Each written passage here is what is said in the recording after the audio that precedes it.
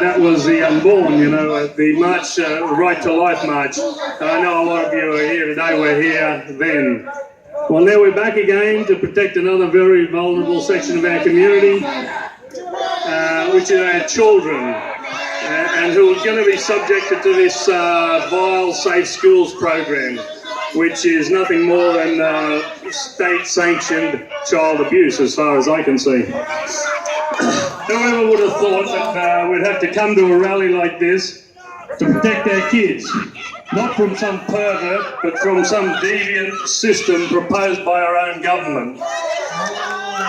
I think our greatest fear as a parent is if a pedophile or a pervert got hold of one of our kids, and we miss them for a couple of minutes, and the panic that runs through us, that what may happen to those kids.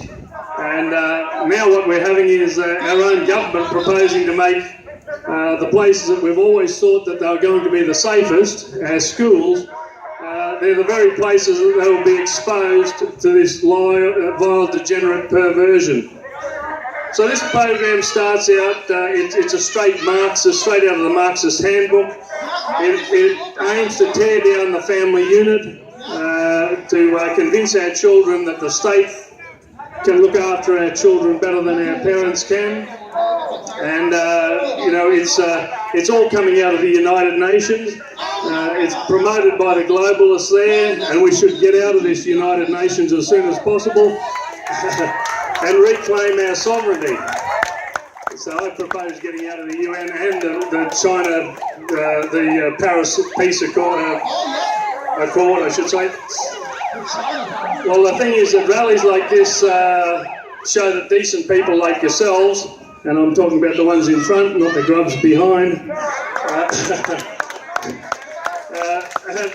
are starting to push back. So let me say there's a groundswell moving in the world today. The silent majority are starting to be heard over clowns like the Antifa, who are too scared to even show their faces. We need to take back our freedoms.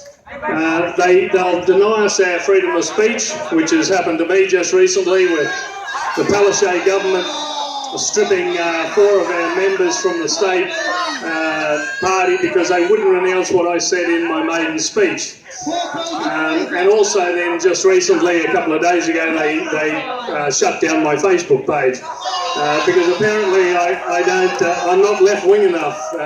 Some of my conservative views aren't great. But anyway, the silent majority will no longer be silent.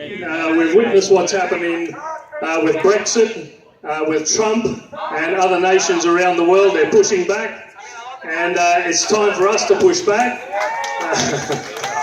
It's time for the decent people of the country to be heard. Just always remember that really good men, much better than the people out the back there, fought and died in trenches in Gallipoli and in Flanders Field. They died in the jungles and they died in the deserts, and they were dying for something. They were fighting for our rights to our freedoms of speech. So all I would say is that don't surrender those freedoms. Those guys face bullets. We only have to face mugs like these clowns out the back.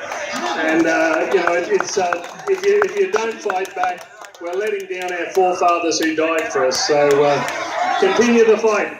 Thank you very much.